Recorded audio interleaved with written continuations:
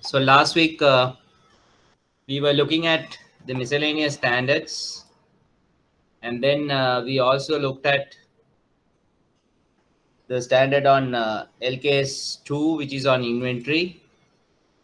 So in that we were looking at the first in first out method. So I wanted you all to try do the same question using the weighted average cost method. Weighted average cost method. Were you all able to do it?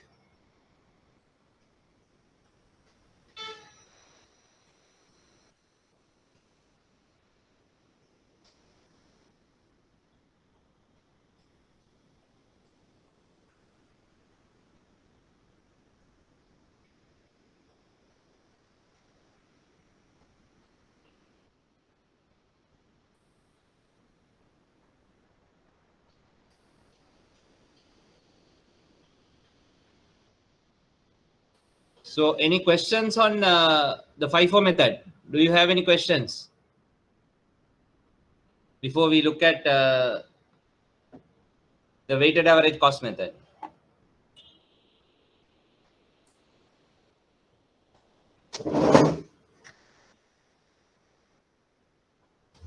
I hope it was clear.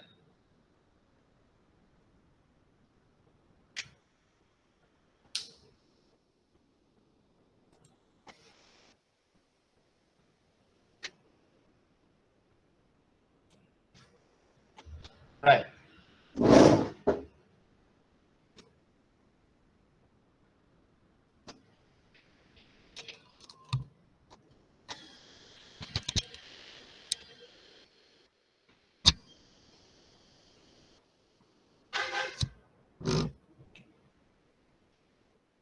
You can see the board, right?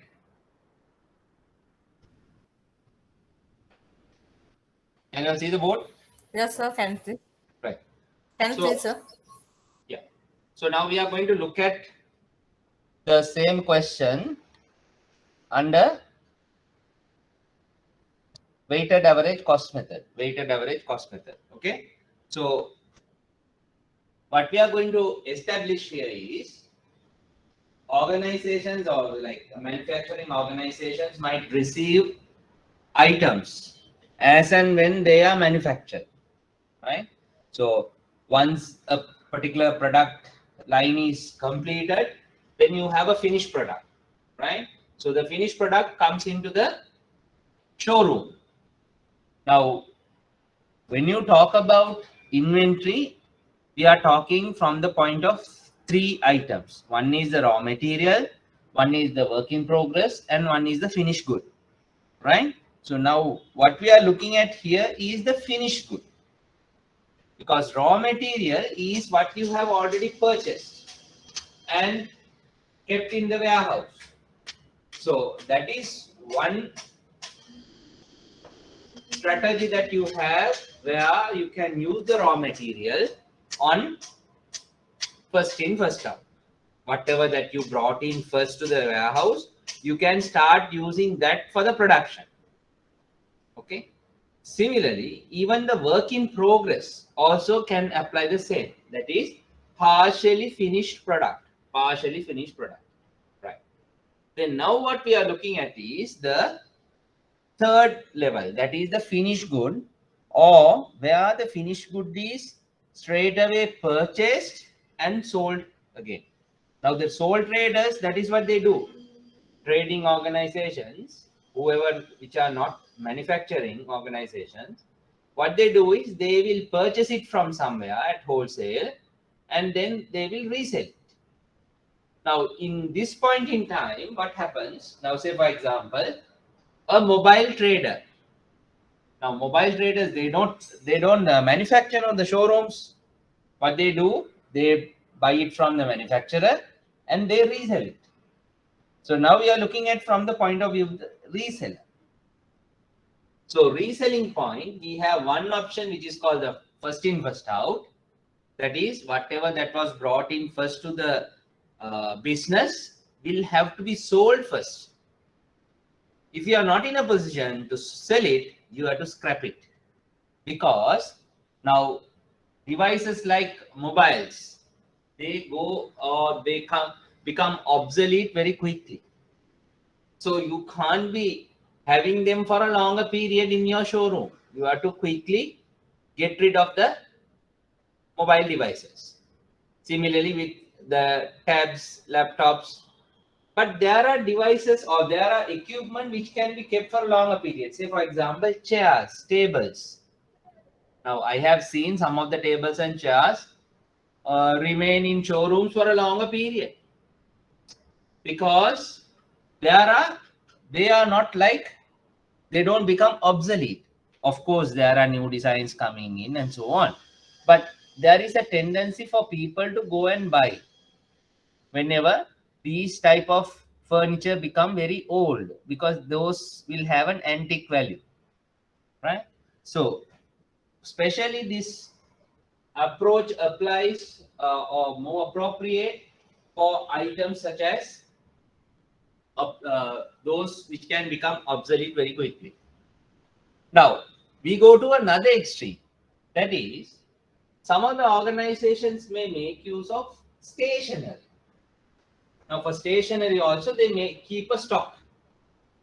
They purchase bulk, but they keep it in the stock and they will issue it as and when required. Now say A4 papers, printer cartridges, right? So likewise, they will have stationery items. Now the stationery items are mostly, we call them as consumables. Consumables. Now, when you inventorize consumables, it is very difficult for you to find out the first in, first out basis. Okay?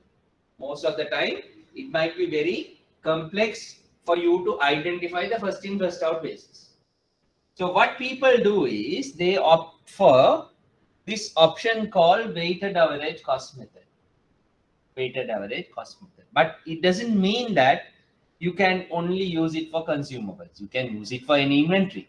That is depending on the choice of the organization or the business. But I'm trying to explain you all where it is more appropriate. Okay, right. So now what we are going to look at is, let's look at the same question using the weighted average cost method. So as we did last week, I'm going to divide this table into 3. Right? Is it visible to you all?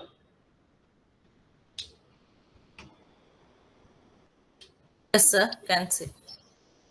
Right.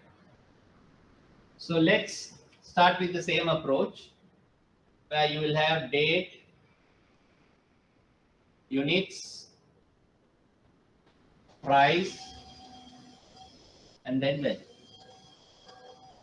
Right? So that will be for your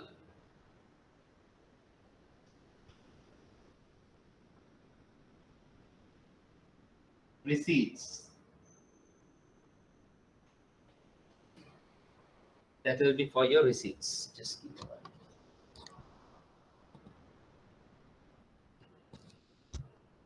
Okay, receipts. Then we will have same thing,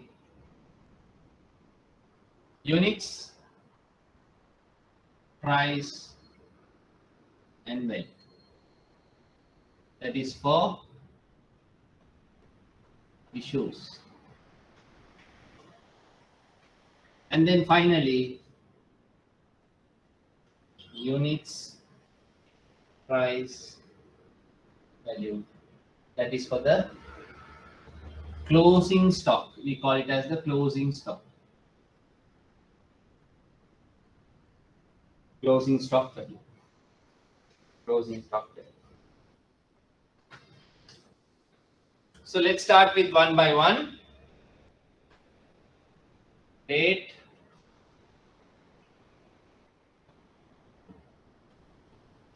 units, price, value, units, price, value, units, price, and value.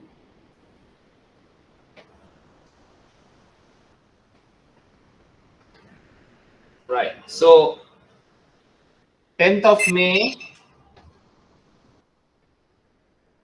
10th of May, you have received 5 units, sorry, 1005 units, 5 rupees each will give you 7,500. So there are no issues, value, the same will come here. Since this being the first item. And thereafter you get on 11th of June you issue how much you issue? 1,200. So at this time, what we do is actually we will in the next step we will do it. Now here, when you are issuing, we don't have an issue because it is only one set of quantity that is available at 5 rupees. So we can simply issue it at same value. Right? So now what will happen? 1,005 minus 1,002 will give you 300. 7,500 minus 6,000 will give you 1,500. Now look what is going to happen. Now we said that this is going to be weighted average cost method. Weighted average cost method. So the price will be determined all the time based on the closing stock that you have. So now at this point in time, I have 1,500 in value and 300 units. So 1,005 minus divided by 300, I will get 5 rupees. So you might be saying it is the same thing. Yes, but you need to understand the concept. Why we say this is weighted average cost? That is because we take the closing value of stock, we take the closing volume of stock, we divide this by this and arrive at the price. Okay. Now when we go to the next step, you will realize how this is going to change. How this is going to change. Right. Now on 18th June. 18th June. 18th June. What is going to happen? You get 1,750 units. And it is at 8 rupees. So 1,750 at 8 rupees means 14,000, correct? Am I correct? Yes, sir. Right. Now look what is going to happen, right? You have to be very careful. Right. 14,000. So your closing value of stock is going to go up by 14,000. That means you will have 15,500. And your closing stock will be 300 plus 1,750, which will give you 2,050. 2,050. Now look what is going to happen. Now you have to apply the principle of the weighted average cost. The weighted average cost. So in principle, what are we supposed to do? We take the 15,500, which is the value, closing value for me, divided by the 2,050. How much you are getting? 7 rupees 56 cents. Yeah. You have to round it off for 2 decimals. So you get 7.56. 7.56. Now you will see the difference. When we did the first issuance, it was 5 rupees. So there was no issue. But when it comes to the next level, once we receive a new stock, it gets pulled into the total. That is what here. Now we don't keep a track of what came first, what we issued last. I'm not bothered about that. So that is what you need to understand. whether I keep a track of anything what happened previously. No, I don't keep a track of anything. What I am worried is, what do I have now? I have a value of stock of 15,500 and my quantity is 2050. So my weighted average cost here, this is what is called as the weighted average cost. Weighted average cost. WAC will be 15,500 divided by 2050, which means 7.56. 7.56. Okay, right. Now we go to the next level. This has to be done step by step. That is where this becomes very complicated. Right. Take the next one. 18 June is done. Then 3rd July. 3rd July. Again, I am getting a receipt. 3rd July. 3rd July, I am getting 2,750 units at 10 rupees. So, which gives me 27,500. 27,500. So, now my value is again going to go up. 15,500 plus 27,500 will give me 43,000, correct? 43,000, and my number of units 2,050 plus 2,750 will go up to 4,800. Please check the numbers for yourself. Right, now tell me quickly, 43,000 divided by 4,800.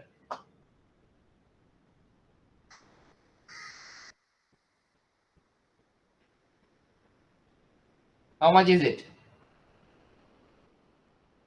Now you have to do it with me.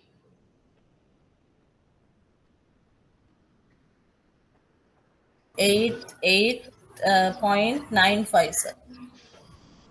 43,000 divided by 4,800, 8.96, I think. Am I correct? 8.96 would be more appropriate, is it? Sir, is it 43,000 divided by 4,800, right, sir? Yeah. Yeah, okay. 8.95, sir.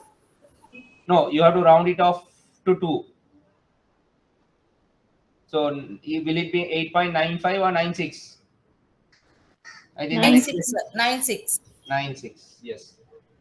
So you have to round it off properly for 2 decimals. Right. So now I have come to 8.96. 8.96. Now comes the next issuance, which is on the 20th July. Right. How many units I am issuing? 3,000 units. Right. Now comes the problem. Now I am supposed to issue 3,000 units out of this 4,800. That I am very clear. Right? Because I am not bothered about what is left with the first quantity, what is left with the second quantity that we received. No, I am not bothered because I am not looking into the first in, first out method now. I am going on pool basis, which is called the weighted average cost. So now I have 4,800. I will just randomly give out 3,000. But the question here is, what is the price that I am going to apply? What is the price that I am going to apply? So here, the price that I am going to take is just before this issuance, what is my average cost? You have to be very careful. Just before this issuance, what is my average cost? So what is my average cost? That is 8.96. 8.96. Very, very important. This is the critical point. This is the critical point. Whenever the next issue happens, you have to take the weighted average cost just before this issuance. So here I get 8.96. Now my value will reduce 3,000 for 3,000 units at 8.96. What is the value is that? Can somebody tell me? 26,880. Okay, I'll take your value. Just check others also. 26,000. 880, sir. Right, probably it might be correct. That is 8.96 into 3,000. 3 into 6 is 18. 3, 9, 27, 28. Yes. Right, okay. It's correct. 26,080. So now look at the value. 4,800 minus 3,000. You will have 1,800. 43,000 minus 26,880. How much is that? That is 120. So you get 900. 27,000. 16,120. 16,120. Yeah. So now divide 16,120 by 1,008. 16,120 by 1,008. How much?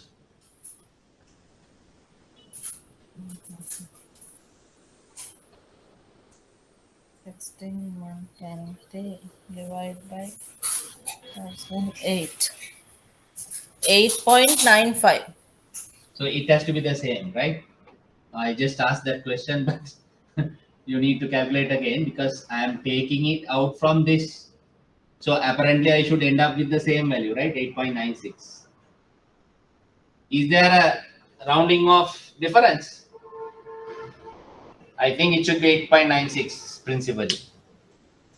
Because we are taking out some value using the same number. So what remains is also should be 8.96.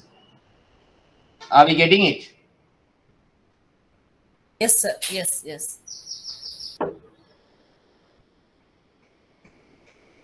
There can't be a difference as far as I know.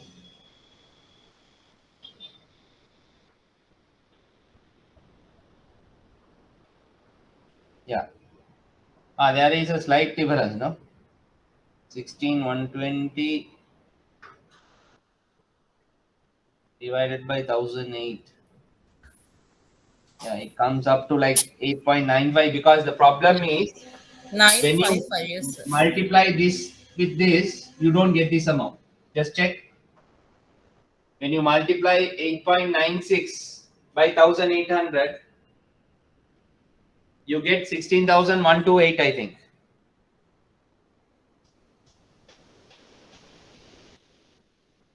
It should be 8.95, no, sir?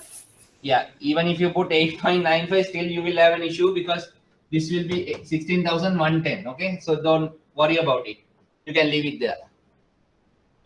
We assume that we have taken out the same value, similar value from the total. So don't worry about it. Let's go to the next one. So now we have another receipt which is for 2,500 units on 12. 2,500 units. 2,500 units on 12. Right. How much is that? That will be 30,000. Okay. Right now your value will go up by 30,000. That is 46,120. Then your number of units will go up by 2,500 plus 1,008 means 4,300. Now calculate the value. 5 plus 1,008 means 4,300.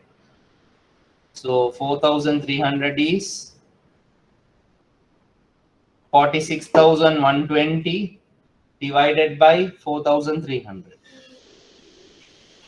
How much is it?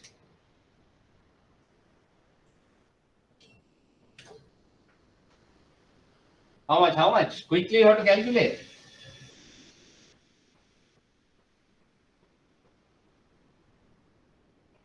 Because in the examination you will have a very limited time. You will Sorry, see sir, that in the next. I didn't get that. Now the number of units is 4,300. Yeah. Yeah. 16,000 to 120 is the value. Yeah, okay. Now you will add this 30,000 to it. Right, okay. Right, So you sir. get 46,120. Now what is the price? 10.73. Pardon? 10.73. 10.73, correct? Am I correct? 10.73. Hope all are following.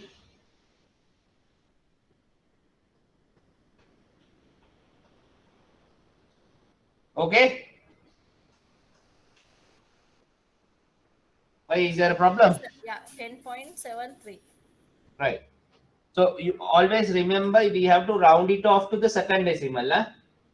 I think you are getting 10.72555 something, right? So when it is 10.7255, you will have to round it off to 10.73. Right. So the last line item, which is the issuance on 20th of December,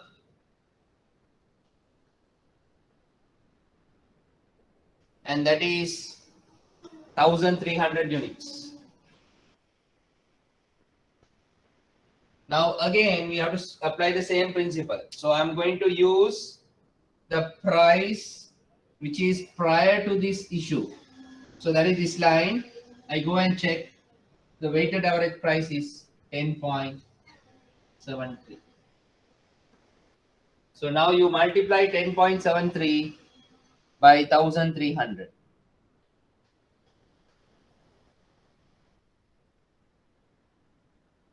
You get 13,949.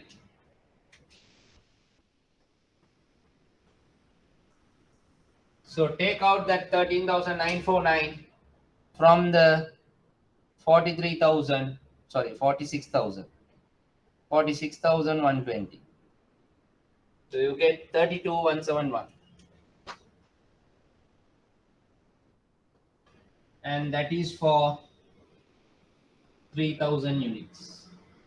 3,000 units at 32,171, which means per unit I will get somewhere around 10.72.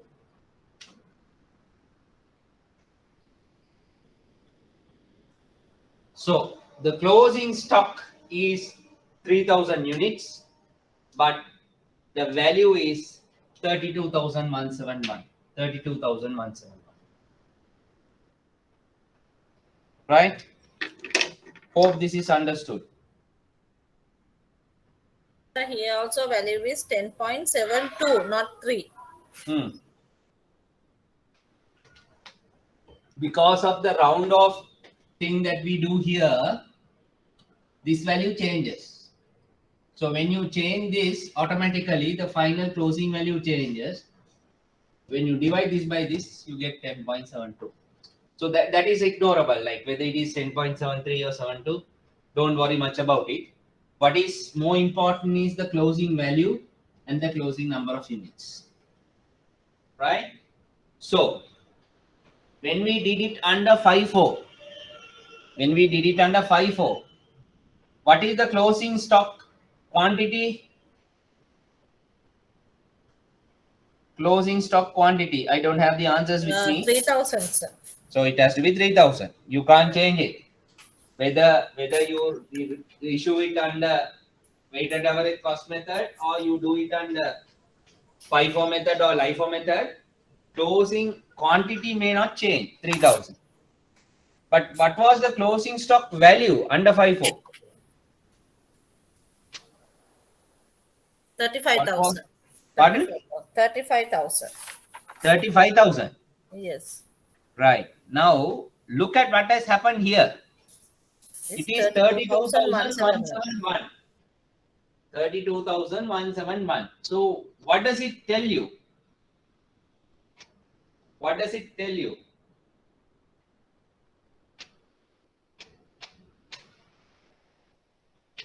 What does it tell you? Because this is just a weighted average cost. Yeah. So which means when you go for a historical cost conception, in this case, you get a higher value, right? Because you are using the first in, first out.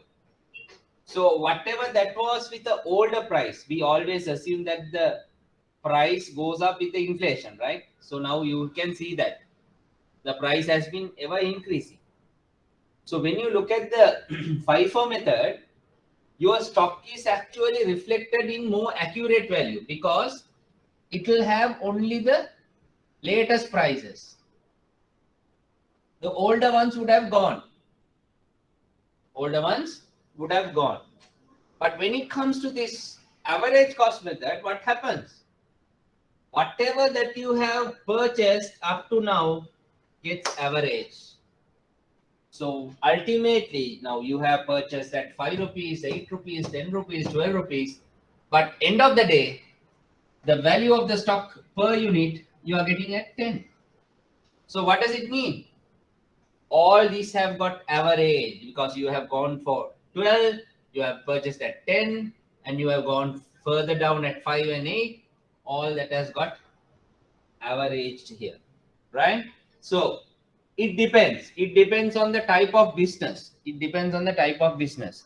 So as I mentioned to you, telco services, that is the tele device providers, might not like to use the average cost method. They would like to use FIFO. But for a organization which uses consumables as part of their inventory, they might want to use the weighted average cost method. Okay. So those are the most commonly widely used methods as far as inventory valuation is concerned. We call it as inventory valuation or stock valuation. Those are the two most common methods, right? But you also have LIFO, LIFO, LIFO, which is last in, first out. So the whole concept, what we did for FIFO, gets the other way around. What you need to issue last should be what you need received last. Okay, so I am leaving that to you all just for your knowledge. You just try to do it using the same concept of FIFO. Try to replicate it for LIFO. Okay, that's your homework. You have to do it. Just give it a try. Whether you can do the same question based on LIFO, right? So I will also do it. We'll compare the results next week. Any questions? Okay, so the last part I have taken an extract from the past papers.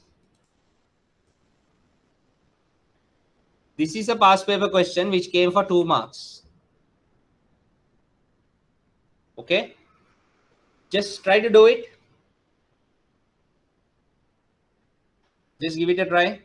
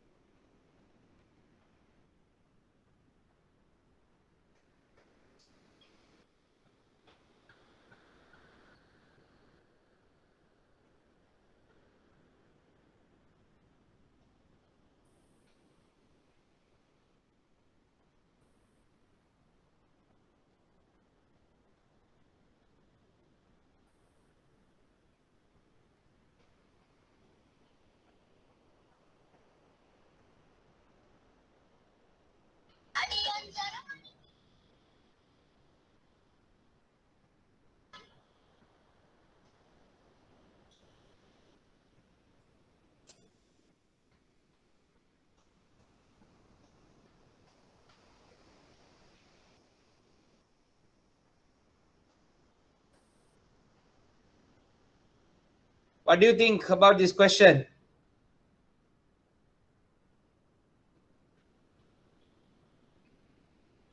How to approach it?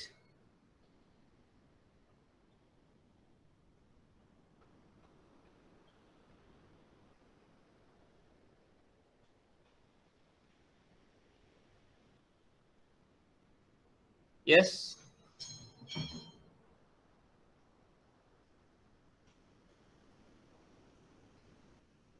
So we can feed the details as per the same format, no sir? Yes, but you have to be mindful. This is a multiple choice question, right? 2 marks for each answer, they say. So you can't be writing like the tables that you have because you have to cut down on time.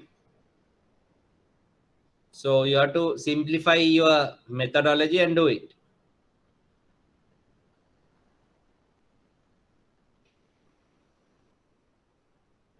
That is what you have to think.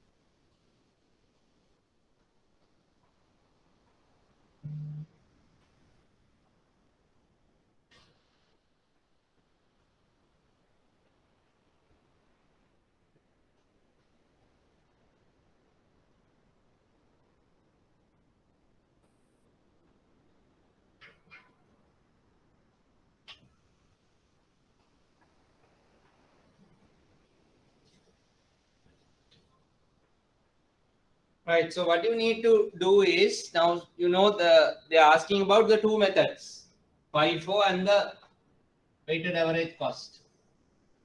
Right?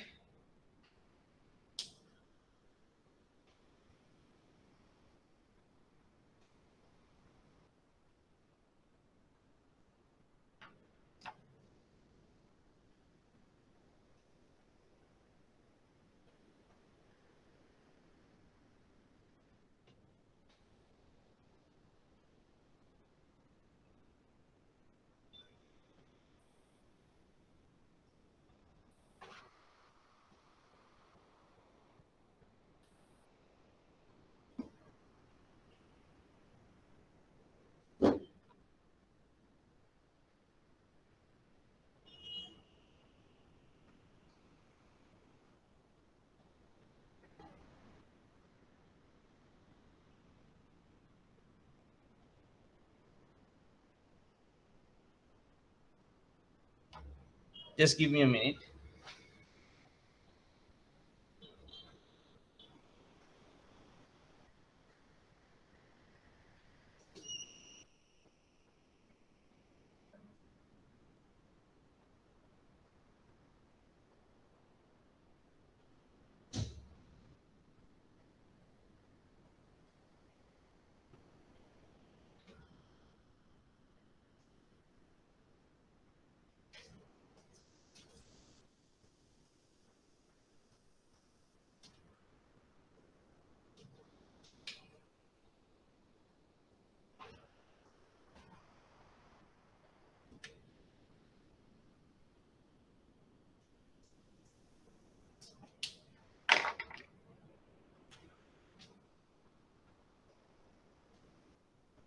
Right. So we have two methods. One is the FIFO. The other one is the weighted average cost. Right. So we know they're talking about, let's go through the question. Melody Trading Limited sells DVD players to its customers. As at 1/1/2018. So they are talking about what? A financial year which is commencing from 1/1/2008. So which means it is the closing inventory of the prior year. That is what you have to remember, right? It is the closing inventory of the prior year. So what we can do is we can start with the balance as at 1/1/2018. They say 2018, right? Yeah. So 1/1/2018 is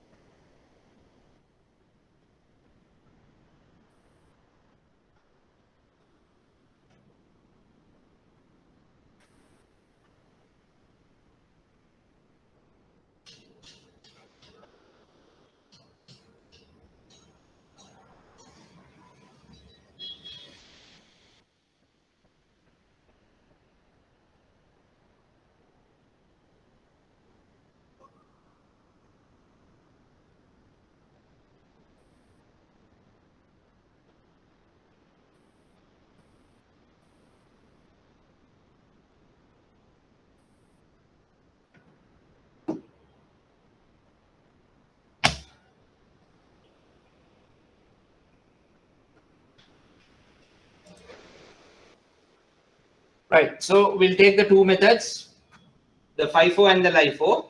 Sorry, weighted average cost method.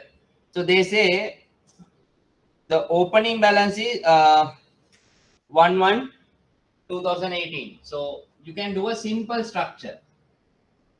You can do a simple structure. Even without that, you can do it. But for your convenience, you can do it. Right? Units, price, and value. So balance as at 1/1/2018. They say they had 40 units for 4,000, purchase for 4,000 each. 40 units, 4,000 each. So 40 into 4 is 16,000, right?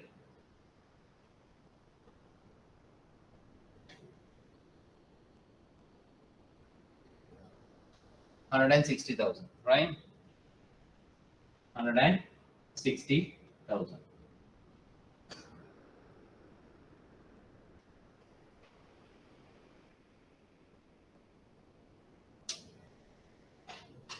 Here also you can adopt the same thing. We have to do it quickly because we don't have much time in doing this. Okay, so that is what very important. Balance as at 1/1. So what you can do is, if possible, you can simplify this, merge together, because units and price won't change. Price will change in the case of weighted average.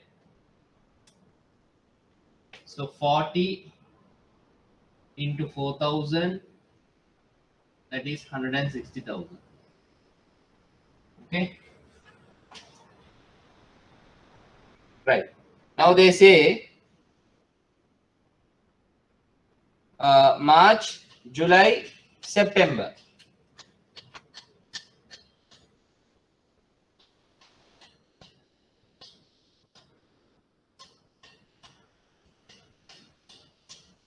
So during those periods, what happened? 100, 70 and 40. 100, 70 and 40. 100, 70 and 40. Right? March, July, September. So they say 100, sorry, yeah, 4,000, 5,000, 6,000. 4,000, 5,000, 6,000. 4,000, 5,000 and 6,000. Right. Now just multiply.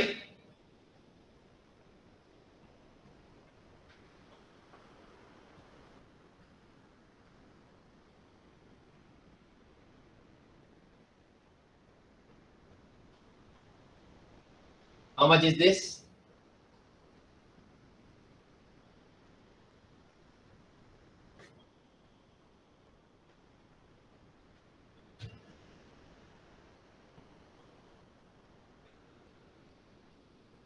Two hundred 50 units, 1.5 million. Right? Same here. 250 units.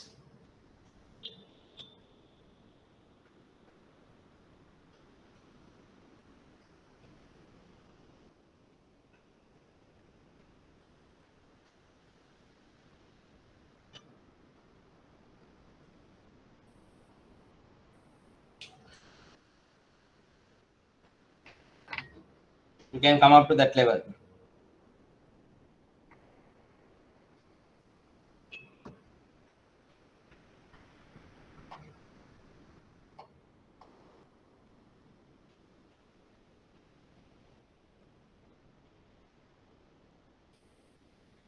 Now, can someone tell me, did they issue any units during the year or sell any units during the year?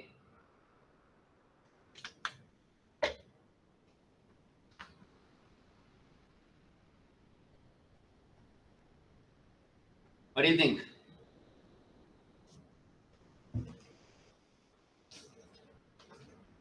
Did they sell units, DVD players during the year?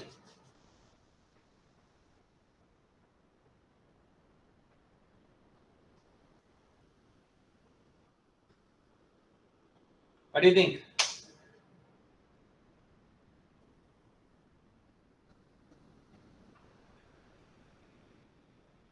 Read the question and tell me whether they have sold any units during the year. Yes, sir. How much? How much? 7,000 units. Read the question again. 200 units. No, Huh? no, sir, sorry. How much? 200 units. Yeah. So that is why you have to be very careful. You see the mistake that you did? So now this question is little tricky. They are not talking about the units which were sold along with their time period. Right? Now, why it is very important when you talk about FIFO is when the issue and receipt happens with the time periods. Now, for the receipts, they have given time period, but not for the issuance. Not for the issuance. So, what happens actually? They have said they have sold each unit for 7,000 rupees, and during the year they had a sale of 1.4 million. So 1.4 million is for the number of units that they sold at the rate of 7,000 rupees. So 1.4 million units, sorry, 1.4 million rupees at the rate of 7,000 means how many units they have sold? 200 units. Do you get that point? Do you understand that? Can you please repeat this, sir?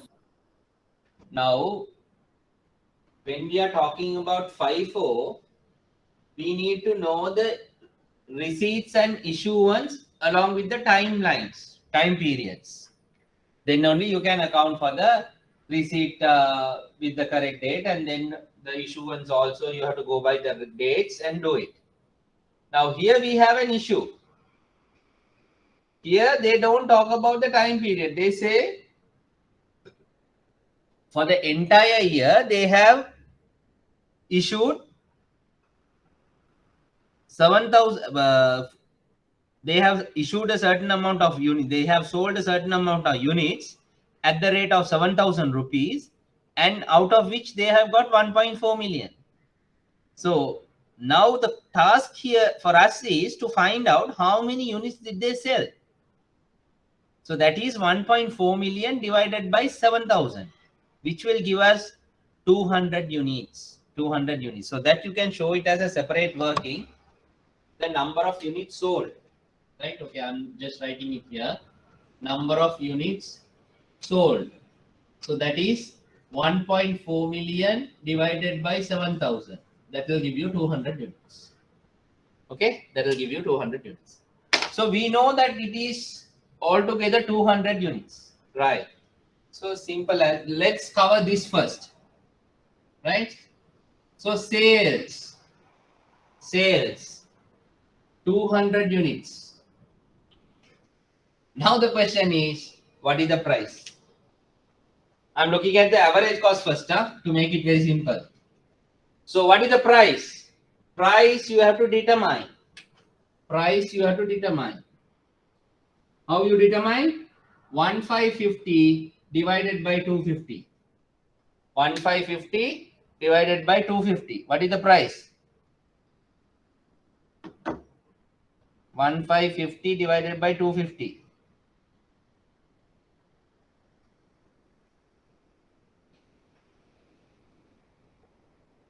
How much is the price?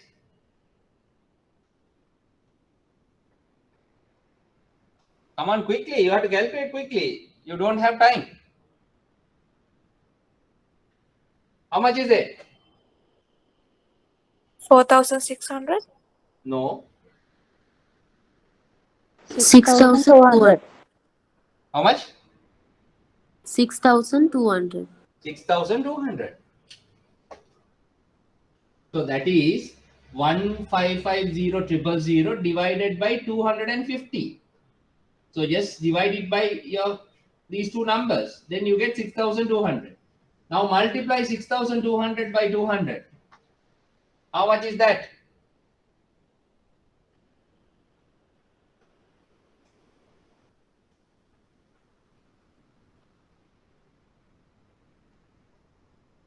No, wrong. 1,240,000.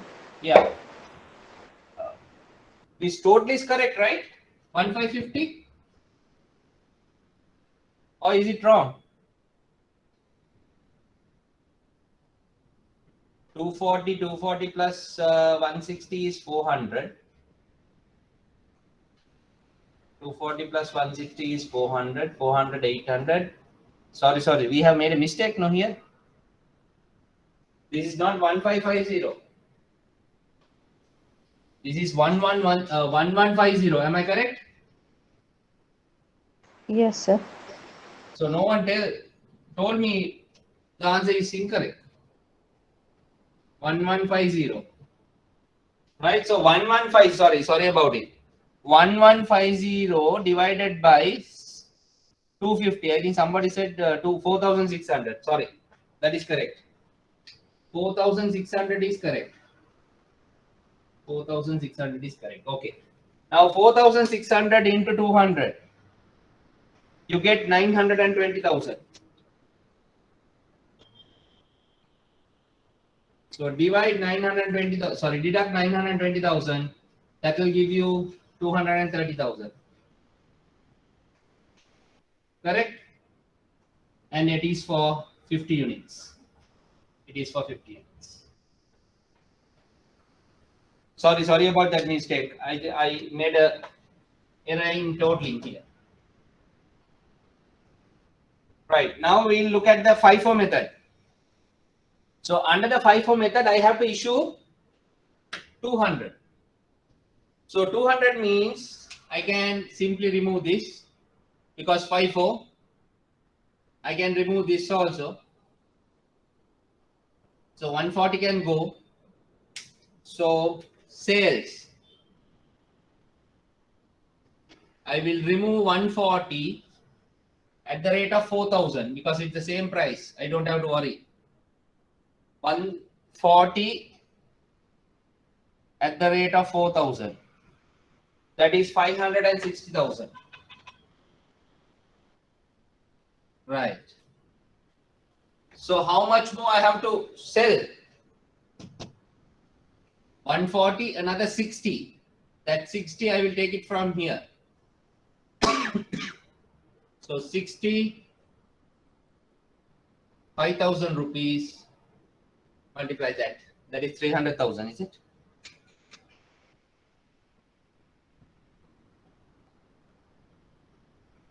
Yes. Right. Now 50 units remain. How much is this total? 860. 860, 140, 290. Right.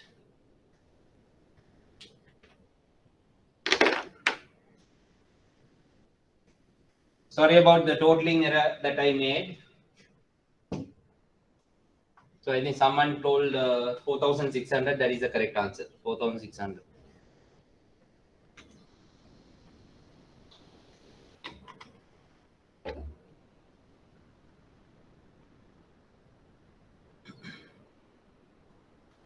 So basically, this is the working that you have to show to earn the 4 marks. 4 marks can be earned only when you do this.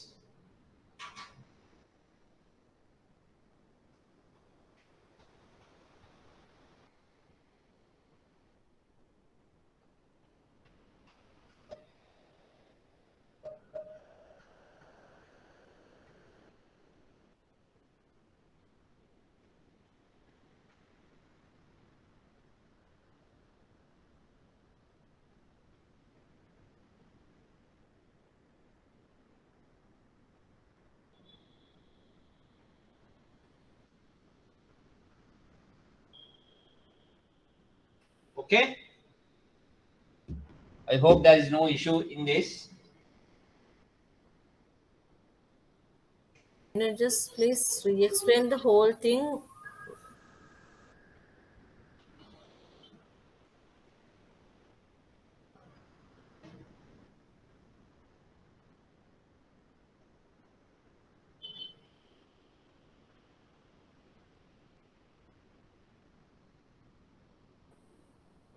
Right.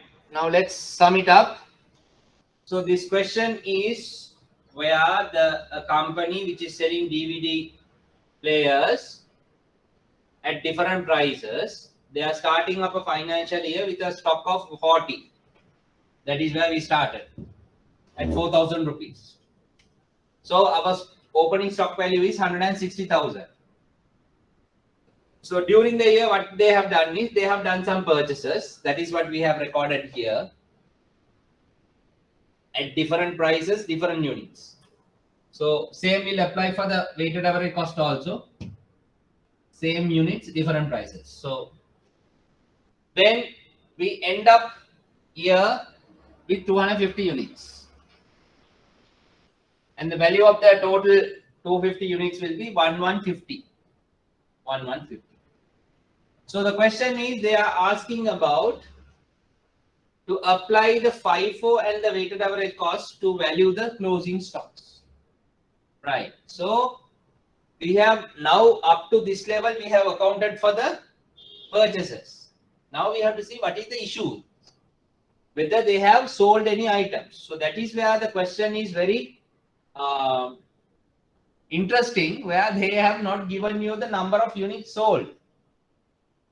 Number of units sold is not given. Instead of that, what they have said is, during the year, considering the total year, they say they have collected 1.4 million by selling units at the rate of 7,000 rupees. So, irrespective of whether they purchased it for 4,000 or 5,000 or 6,000, they sell it for 7,000. So, they have a huge margin. When they purchased it for 4,000, they had 3,000 margin. 5,000, then they have 2,000. When they purchased it for 6,000, they have a 1,000 margin. But what happens when you talk about your profitability? It is the sales minus cost of sales. So what we are worried here is the cost of sale. How much did I spend? Now what you are considering here is the cost of sale. So for the cost of sale, I have two methods. One is the FIFO method, the other one being the weighted average cost method. When I say cost of sale, I am looking at only a part of it. There may be other factors also which we are not looking into it. So let's look at the weighted average cost method first. So you know the weighted average cost method is, you take the full value of quantity against the total value and you divide this by this and arrive at an average price, that is 4,600. So your issuance of 200 units will happen at the rate of this 4,600 units, which is 920. So the closing stock value based on the weighted average cost method will be 230,000. But when it comes to the FIFO method, we need to apply the first in first out basis. So when you look at first in first out, you have to issue 200 units. So when you apply the first in first out, the 40 goes out first, the 100 also goes out first. Sorry, 100 goes next. But I have taken it together because both are 4,000. So 140 units will go out at the rate of 4,000. Now I have a remaining of 60. That 60 I will take it from here. 60 units at the rate of 5,000. So basically what will happen, the 50 units remaining is 10 units from this, 40 units of this. 10 units of this and 40 units of this. That is what this 290,000 is. Okay. So this will give you an idea how, when you apply the historical cost, we call it as the historical cost for the FIFO method, it considers only the latest prices in the stock valuation, the closing stock value. The older prices will go off.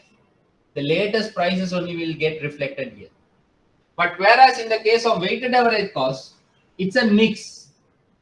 You pool everything together, but ultimately you end up having a price which is called a weighted average price. Weighted average price. Okay. So with that, I think we are done with this topic.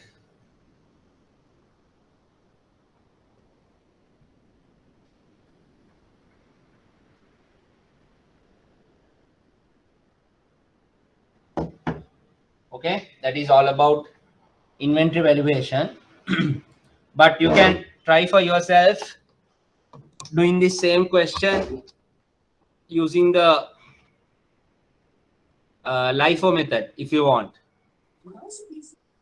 You can look at the LIFO method and do it. Okay, right.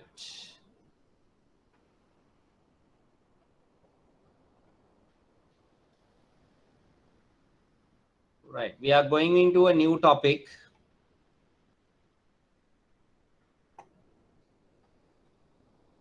I think the handout was shared to you all, which is chapter 17. So once we complete this topic, we are only left with two more topics. One is financial instruments. The other one is statement of cash flows. Okay. One is financial instruments. The other one is statement of cash flows. So probably during the first 3 weeks of November, your syllabus content will be over. I'm planning to finish off during the first 3 weeks of November, and then we will do about take 2 weeks to do some of the past paper questions, right? Because when you look at the past papers, as I mentioned to you, not all the past papers are currently applicable because of the change in the accounting standard. So maybe question number 1 and few other questions may not be applicable, but other questions you can give a try. Even what has been issued so far, you can give a try. There is no harm. But some of the questions are current in the current context become not applicable.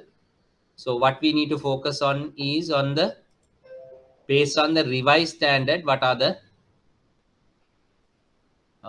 questions that will be applicable, right? So we are going into the new topic, which is on the financial ratios. So financial ratios is also like a topic which is important, but then again, it may not come as a separate question in your paper, right? Maybe bits and pieces here and there, maybe part of essay type question, or maybe 1 or 2 MCQs. Okay, that is how this particular chapter will be covered in your examination. Most likely, I don't expect it to have a separate question fully on financial ratios. But why it is important is when you are operating in the bank, sometimes you might need to do credit evaluations of your customers. So at that time, you might have to evaluate your customer using some of the ratios based on their financial statements. So you need to know how to interpret as well as how to calculate those ratios. That is why we are going through this particular topic. So what is a ratio? A ratio is a relationship between two variables. Now these variables, we have been talking about variables from maybe about in grade 6 onwards, right? We talk about X, we talk about Y, or maybe A about B. So those are called as variables. So when you develop a relationship between two variables, that is, you can have X plus Y or X into Y or X divided by Y, any combination is a relationship. But what we call it as a ratio is the relationship between two variables presented in a statistical nature. Presented in a statistical nature. So,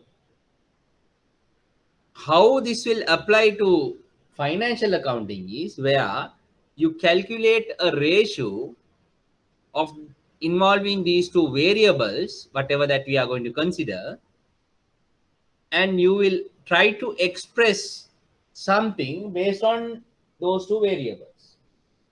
Based on those two variables, right? So here, when you say variables, these variables will be mostly, we will do 1 divided by the other. 1 divided by the other. That is what we do here in terms of variables. Variables. So, Excuse me, sir. yeah. Sir, chapter 14 is not done yet. No, we will cover that. That's what I said. We have 2 more topics. We will come to that next week. What is chapter 14 is the regulations to bank, is it? Yes, sir. No, regulations to bank. That's what I told you last, I think not last week, before that. You have to start reading it. Okay. How I will do it is along with the past papers, I will go through it with you all. So you have to start reading those that particular handout, because that is mostly on like the theoretical part of it.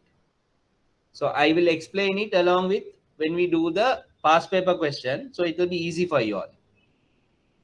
Otherwise, you will be wondering like how to apply this when it comes to the exam question. Okay, so we will do it side by side. When we do the past paper, we will go through the handout 14 also. Don't worry about it. Okay, sir. Thank you. Right. So analysis of accounting ratios will be done based on the information furnished in the financial statement. So as I told you, not every company will make available every financial information. Whatever that is available on paper, published by the company or made available in the websites, you can calculate a ratio. You can calculate a ratio. So you have to remember, whatever that is the information that is available to us, based on that we can do a ratio analysis. The ratios can be represented as a percentage or as times or as a ratio itself to 1. Okay, so that I will explain one by one when we go through the ratios. What are the types of ratios that we are talking about? From a banking perspective, since we are trying to understand the financial statement from a banking perspective, the ratios majorly cover liquidity, profitability, gearing, investment, and turnover. Okay, so you will come across liquidity ratios of companies, profitability ratios of companies, gearing ratios, investment ratios, and turnover ratios. These are very, very important because you will evaluate the business in terms of these ratios. In terms of these ratios, that is what very, very important. Let's look at the liquidity ratio. So the term liquidity refers as the financial ability of the business to meet its short-term liabilities. Now businesses have, we already learned, you have current assets and you have current liabilities. Now what are current assets? What are current assets? LKS 1, what does current assets means? Yes? What do you mean by current assets? Everybody have gone silent. Occurred as past transactions.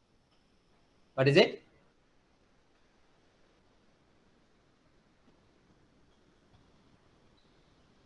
What are current assets?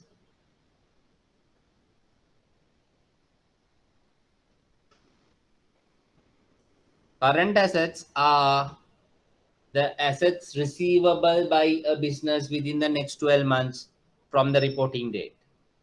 Okay, so maybe you might have cash, you might have stocks, you might have debtors.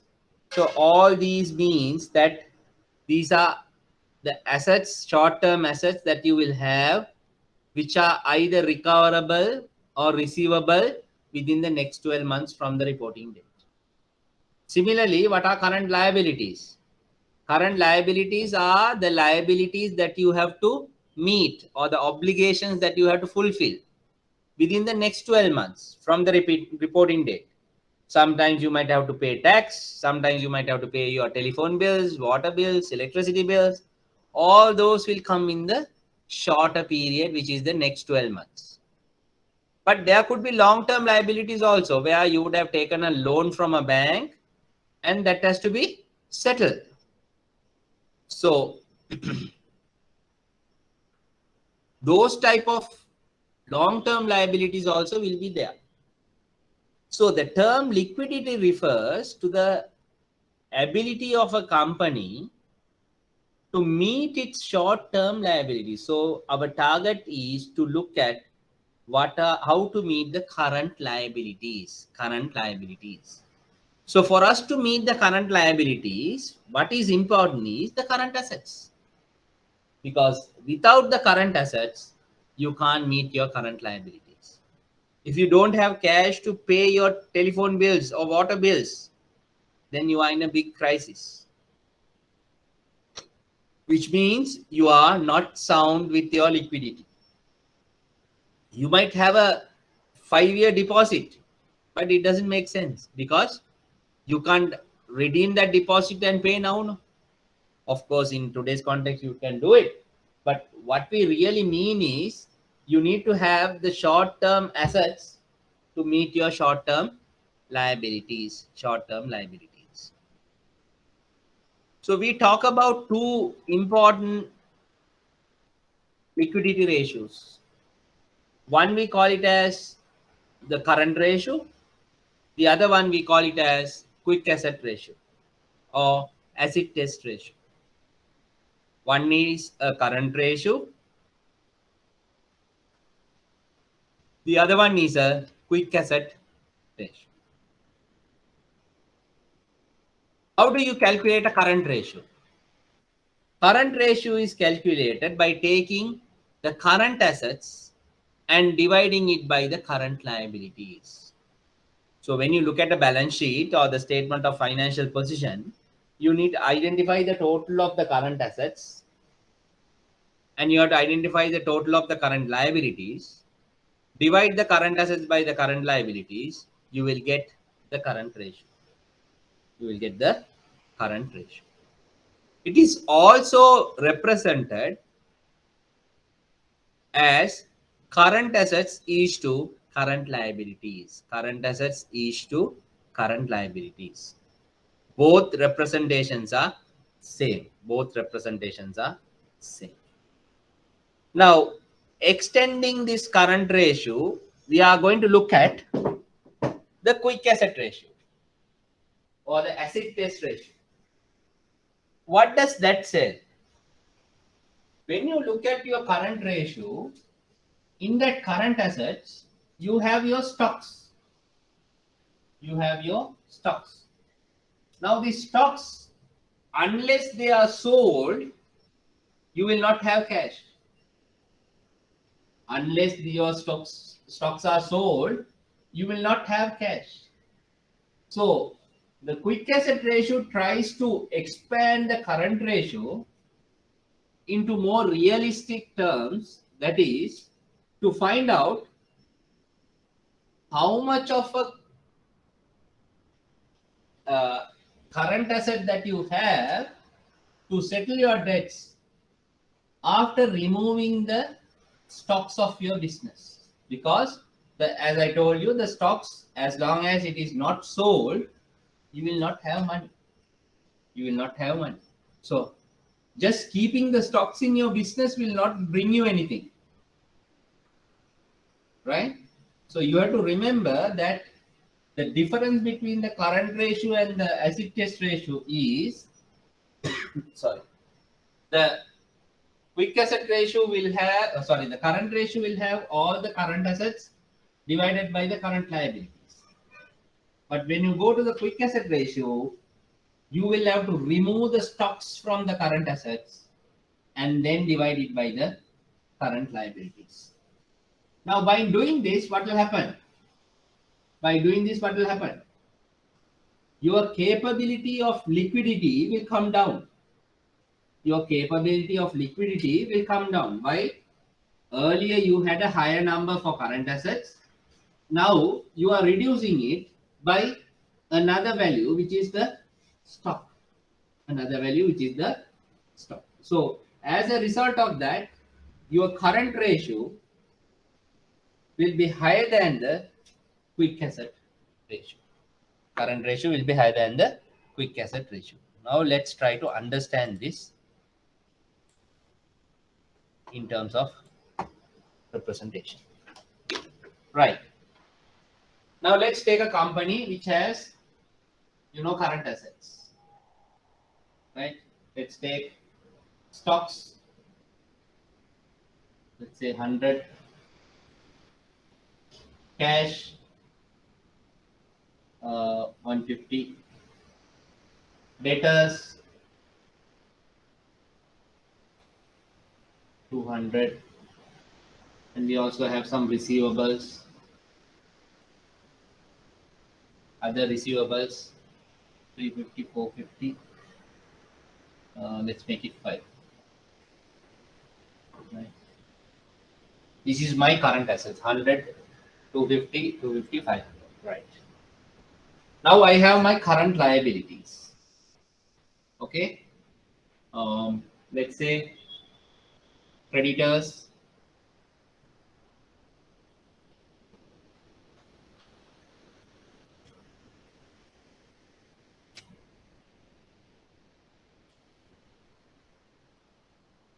$150. Then let's say you have some tax to be paid. 60.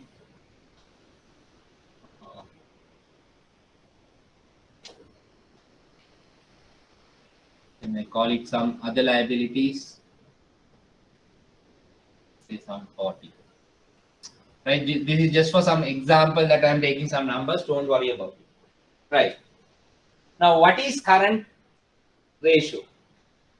Current ratio tries to understand whether you have adequate liquid assets here to cover or settle these current liabilities. Now, in simple terms, you know that you have 250 here, whereas you have 500 here. So, paying 250 using this 500 is no problem. I can settle it. But my question is whether I will be able to do it in the short run. That is where the current ratio is very, very important. So, when you talk about current ratio,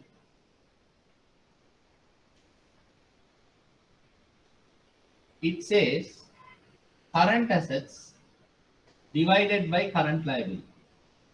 Current assets divided by current liabilities. So, current assets 500, current liabilities 250.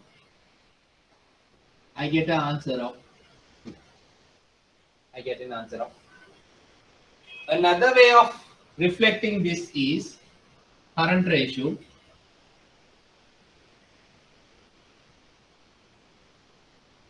Current assets is to current liabilities.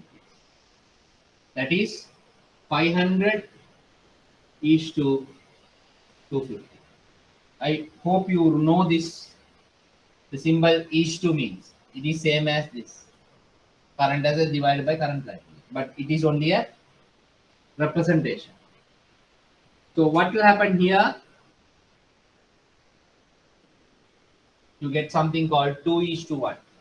When you say 2:1 means what? To settle every current liability, I have two current assets. So I have done the example to somewhat to explain it. To settle every current liability, I have two times of current liabilities. Like see, 250 here, 500. So I have two times. So what do you mean by that? Even after settling this, I can go for another 250 because I have 500 here. Okay. Now let's look at the quick asset ratio.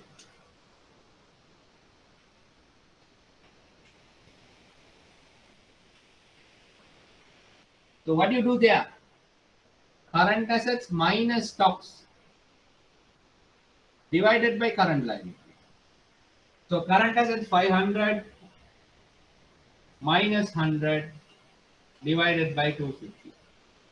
That will give you 400 divided by 400 divided by 250. What is the answer you get?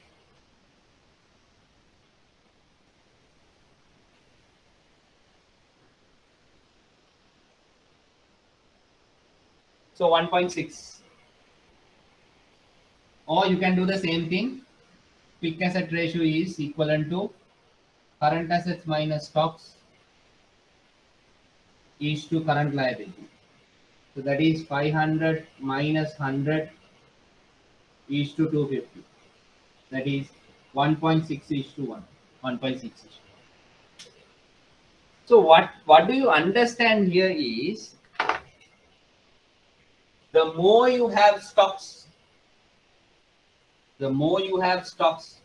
this ratio will come down. Quick asset ratio will come down, and it will come down drastically. So quick asset ratio is something which is more relevant for a business because it ignores the value of stock. Because stock is something that you will keep in your warehouse forever without even selling. So it will not add any value for settling these liabilities, right? But in future you might use it, yes. But our question is whether it is relevant in the short run. That is what this ratio tries to understand. Okay, so I want you to take down this.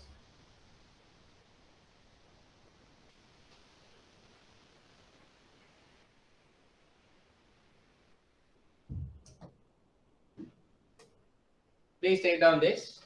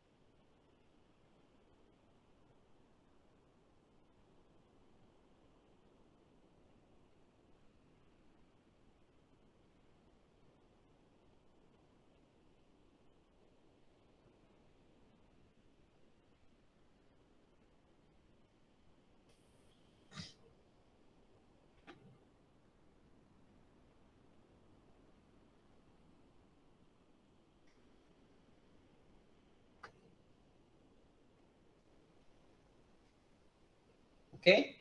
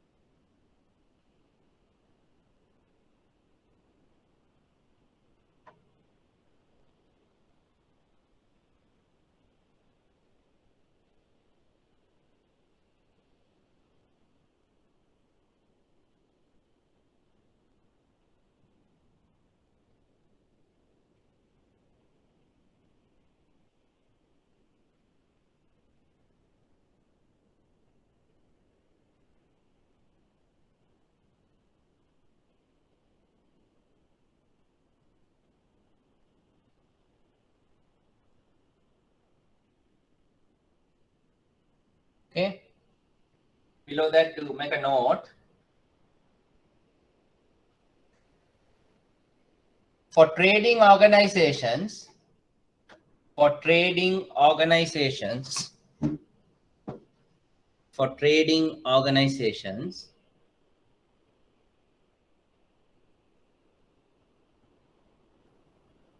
for trading organizations, the current ratio, the current ratio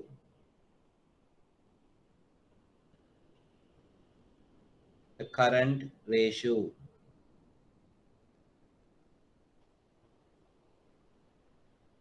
is generally expected is generally expected is generally expected to be to be 2:1. 2:1. 2:1.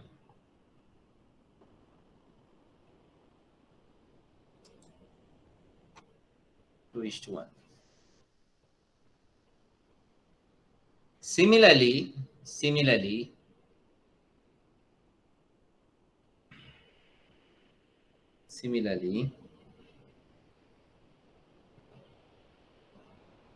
quick asset ratio,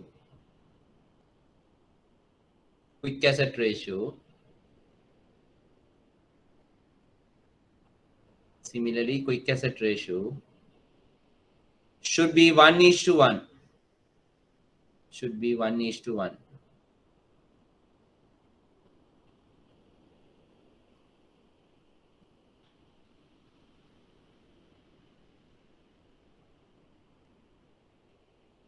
Next line. Therefore,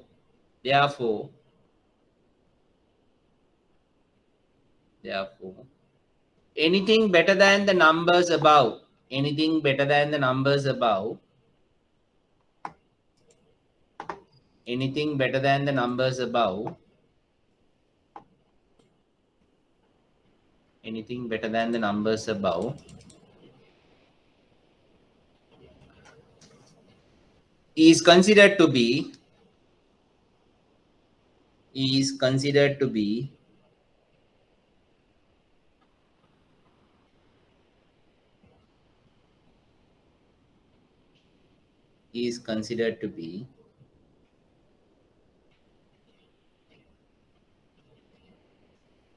a company with sound liquidity, a company with sound liquidity, a company with sound liquidity.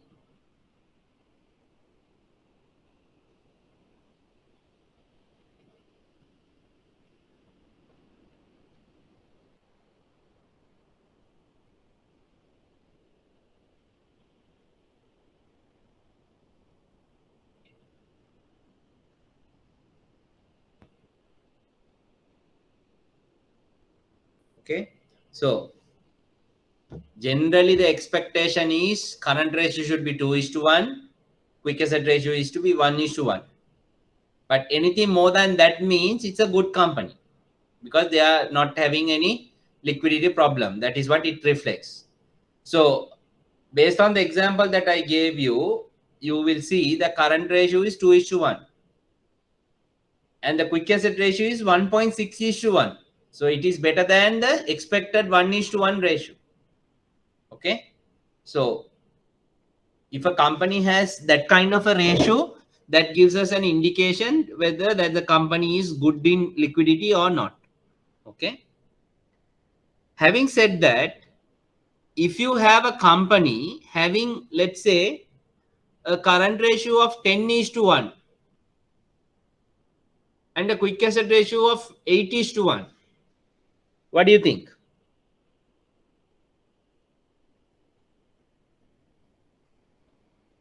Is it good or bad?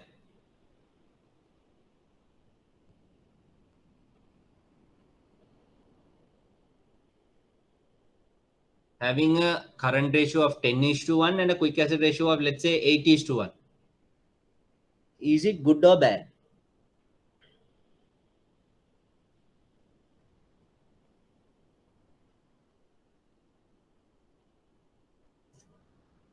What do you think?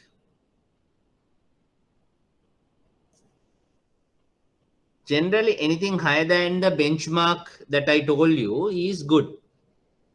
But we have to see what the composition is. Let's say a company having a large volume of stock. Because of that, they get 10:1 means it's not worth. Because you are just keeping your stocks as it is in the showroom. You are not selling them.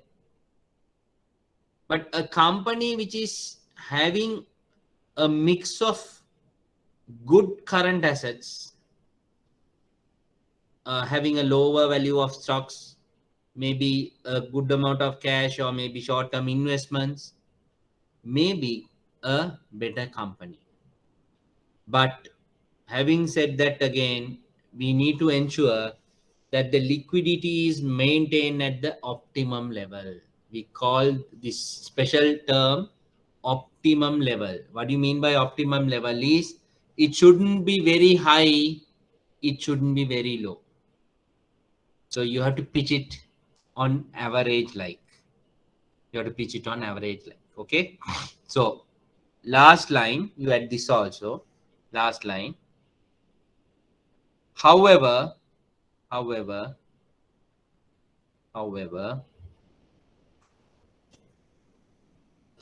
companies to be more successful, companies to be more successful,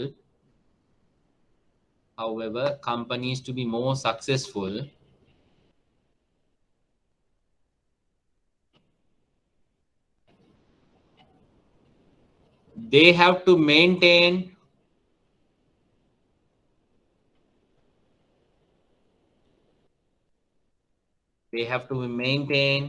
liquidity.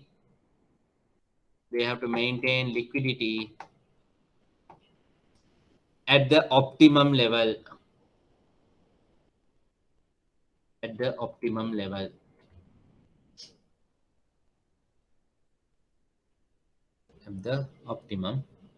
Okay. Right. That is about liquidity ratios. Now we go to the profitability ratios. So by the name itself, you will understand these are going to be profit oriented ratios, just to indicate how profitable the company is, whether their profits are good. That is what we are trying to understand. Okay. So these ratios are useful in the determination of profit earning ability of a business. Key ratios will be, we call it as the gross profit ratio or gross profit margin. Then we have the net profit ratio or net profit margin. Right. Then we have a ratio called return on capital employed and return on equity. So under profitability, you will have 4 types of ratios: gross profit margin, net profit margin, return on capital employed, and return on equity. All these will be relating to profit. And these are again taken from your primary financial statements. What are your primary financial statements? Your statement of comprehensive income, statement of financial position, that is your P&L and balance sheet, and also from your statement of changes in equity. Right. What is gross profit ratio or gross profit margin? Very straightforward. Gross profit divided by sales. So you have seen this. When we learned about the sole proprietorship, you know what is a gross profit is, and you know what is a sales is. So if you look at the trading organization, you will have this gross profit and the sales. So what you need to do to calculate the gross profit margin, you need to take the gross profit and divide it by the sales. And by the way, unlike the liquidity ratios, here the ratio is represented by way of a percentage. That is where it is very important. Now here, the 2 variables that you are going to look at is, one is the gross profit and the other one is the sales. Okay. So what do we understand by this ratio? Let's say you have an answer of 40 here, 40%. What does it mean? Can somebody explain me? If you get an answer of 40% for the gross profit ratio, what do you understand from that? What do you understand from that? If somebody tells you my gross profit margin or ratio is 40%, because my answer will be in a percentage, so my gross profit margin is 40%. What do you understand by that?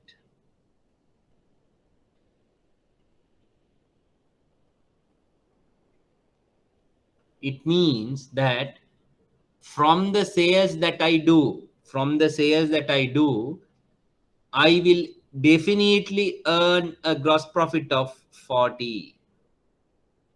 Which means if I do a sale of 100 rupees, just for example, out of that, 40 will be my gross profit.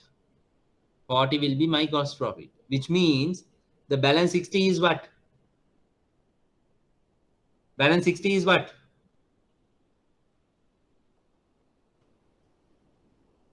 Come on, this is why I want you all to revise. What is the balance 60? The cost of sale. Cost of sales. Yes, very good. So when you do a sale of 100, if you say that your gross profit is 40, obviously the balance 60 is your cost of sales. Right? So that is where this ratio is more important for us to understand how profitable the company is. When they say my gross profit ratio is 40%, then I need to understand what do they mean by that. When they do a sale of 100, they get 40 as the gross profit. They get a 40% or the 40 rupees as gross profit. Now let's look at the net profit ratio. Net profit. What does this tell you? Net profit divided by sales into 100.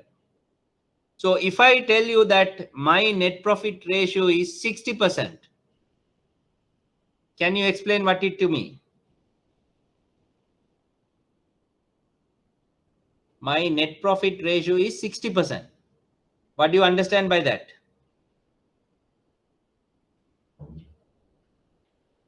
Yes? What do you understand? When you do a sale of 100 rupees, you get 60 rupees as your net profit. 60 rupees as your net profit. So, what is that balance 40? What is that balance 40?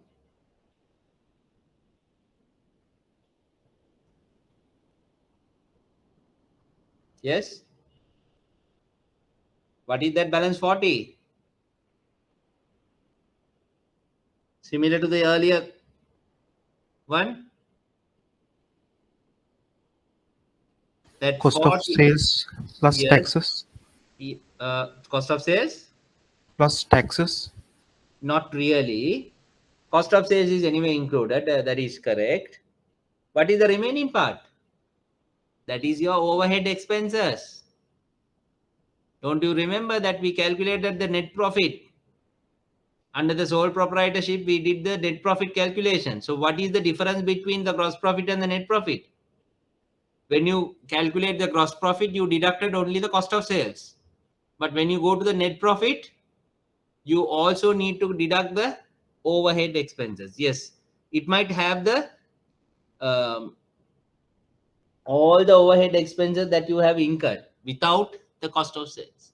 So if you say the net profit ratio is 60%, the balance 40 is actually have been absorbed into your cost of sales and overhead expenses. Cost of sales and overhead expenses. Okay.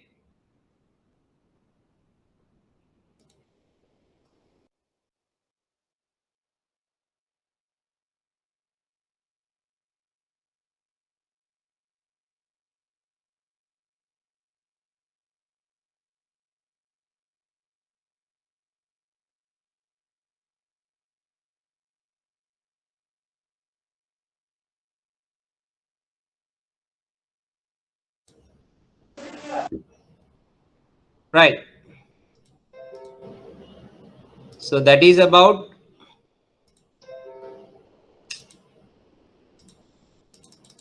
gross profit margin and net profit margin. So you have to remember, either they say gross profit ratio or gross profit margin, net profit ratio or net profit margin, and both are presented in terms of percentages. The next two ratios are those are like combination of profit and equity related. So one is we call it as return on capital employed, return on capital employed. The other one is return on equity. Return on capital employed and return on equity. So what do you mean by return on capital employed? Return on capital employed means we call it as the EBIT. We call it as the EBIT. The short form is EBIT. EBIT divided by the capital employed. EBIT divided by the capital employed. Now the question here is, what is EBIT? EBIT is known as the profit before interest and tax. When you say earnings, it has the meaning of profit. So earnings before interest and tax means profit before interest and tax. You know what is profit before tax is? Profit before tax is before deducting your tax expenses is what you called as the profit before tax. But what is before profit before interest and tax? That is where you don't charge your interest also. Okay. Now, what is this interest is? When you look at businesses, these businesses, they sometimes go and borrow money. Sometimes they go and take a bank loan. Sometimes they borrow from finance companies. So they do a lot of borrowings. Okay. You take loans, basically. So when you go and borrow money like that, when you repay, you need to repay it along with the capital and the interest. They will not they won't give you free. Nothing is free. So when you borrow money, you need to pay the capital that you have borrowed and the interest. So when you are preparing the P&L, this interest that you pay is an expense for you. It's an expense for you. So what does the return on capital employed talks about is actually, they talk about the earnings before interest and tax. So you need to add back the interest and tax. If you are starting from the profit after tax, you take the profit after tax from your financial statements and you add back the interest and the tax. So you have a number. That number, you divide it by the capital employed. We call it as capital employed. What do you mean by capital employed? Capital employed is the total assets minus current liabilities. Total assets minus current liabilities. So when you take a balance sheet, just go back and look at LKS 1, what we learned, and the sole proprietorship. Now, under the sole proprietorship, I gave you a comprehensive question which had a balance sheet of all the items where it has long-term assets, non-current assets, then current assets, or non-current assets and current assets. Then under liabilities, you have the non-current liabilities and current liabilities. Then you have the equity. So if you look at a balance sheet, what do you mean by capital employed is actually total assets minus current liabilities. You take the total assets and you deduct the current liabilities. Now, what do you mean by that? Capital employed is? Capital employed is actually the money given by outside people. That is the money given by your shareholders plus the money given by your lenders. Now, I told you that you might have gone and borrowed money from others. So the money that you have borrowed and the money that you have taken as capital is called the capital employed. That is why total assets minus current liabilities. So what is remaining? The long-term liabilities and the equity. Long-term liabilities and equity. Okay. So this ratio is actually explains you when you look at your total capital that you have used in your business, right? The total capital that you have used in your business. When I use the term capital, you have to understand that it includes your borrowings also, the loans that you have taken. So using those loans and capital, how much of a return that you have given for your business, from your business, how much of a return that you have made from your business. That is what this ratio gives you. Similarly, when you look at the next level, that is one step ahead. Return on equity. Now we don't talk about the borrowings. We talk about only the shareholders' money. So when you look at the shareholders' money, what is the return that you have made out of the shareholders' money? That is net profit divided by total equity into 100. Net profit divided by total equity into 100. That is what the return on equity means. Return on equity means. So these are very important ratios, because when you analyze a business, you need to analyze them at different levels. So the first two levels that we looked at is whether they are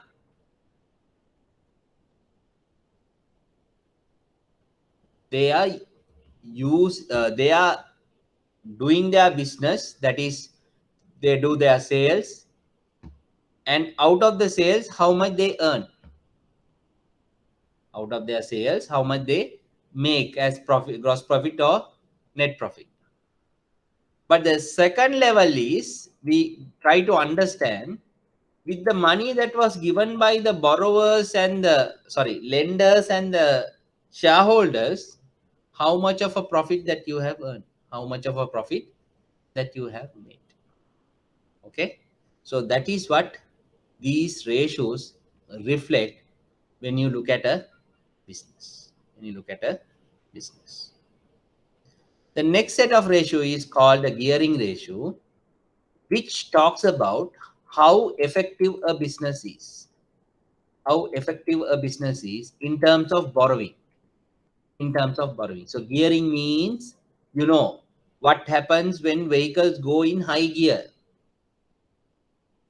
It can meet up with accidents, isn't it? So when you go in high gears, you apparently you understand that you can meet up with accidents. So here also we use the same term, gearing. What do you mean by gearing? When you go and borrow more and more into your business, and if you are not in a position to repay, that's the end of it. That's the end of it. Okay. So when you have more and more debts, when you borrow, we call it as debts. When you have more and more debts in your business, that's the end of your business as well. Because sometimes you might struggle to repay. But there are companies who will basically run using the debts. They run because of debts. They don't have equity much. They purely run on debts. Okay. So that is also there. So here we are trying to establish a relationship between your debts and the equity. Debts and the equity. How much money you have borrowed and how much you have as a capital. Okay. Right. Now here we talk about debts divided, debt equity ratio. We call it as debt equity ratio. Debts divided by total equity. Debts divided by total equity. So we look at your borrowings in terms of your total capital. In terms of your total capital. So the more you have a debt equity ratio of, let's say, more than 50% means that is a warning signal to a company. Warning signal to a company, because you have to be very careful when you are borrowing. You need to know your capacity of repayment and then you borrow.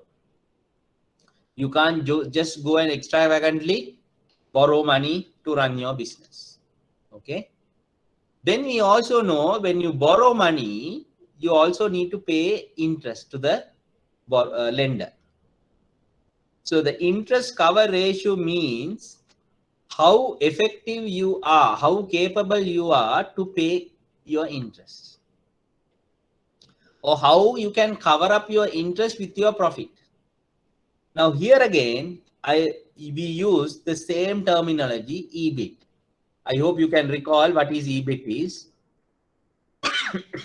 We use same for the return on capital employed. So here also we are using the same. EBIT divided by interest expense. EBIT divided by interest expense. Now here when you look at this interest cover ratio, the answer you get is not a percentage. This comes in as an answer of times. We call it as times because EBIT is a number, interest expense is also a number. When you divide one by the other, it comes in the form of a number of times. So what you mean by that is, when you have a EBIT, let's say you have a EBIT of 100 and you have let's say you have an EBIT of 200 and you have an interest expense of 50. So 200 divided by 50 means 4. You will get an answer of 4. What do you mean by that? The profit that you have earned is adequately enough to pay your interest expense 4 times. 4 times. That is what it means. Your profit that you have earned is adequately enough to pay your interest 4 times. When you look at an example of 200 versus 50, right? But depending on the numbers that appear in the financial statement, it may differ. Okay. But in this scenario, I just took a number of EBIT to be 200 and interest expense to be 50. Okay. Right. So we'll stop there. What I have to cover here is only another 2 sets of ratios, that is investor and the turnover ratios. We will quickly cover those during the next week, right? Next week at the beginning, I will just quickly cover those 2, and we are going to get into a more important topic, that is on financial instruments. Financial instruments. So please be prepared, do all revision work prior to next week, because that is going to be the last topic that we will learn, right? And with that, we are almost done. Statement of cash flow is the last topic, of course, but financial instrument is going to be the most important topic, because thereafter I will go and do the question number 1, right? So soon after doing the financial instruments, I will go to the question number 1 of the past papers. We will do those, and then only I will get into the statement of cash flows. Okay. So please do revise all what we have learned and be prepared for the next week's topic on financial instruments. Okay. Right. Have a pleasant day, pleasant weekend, and take care.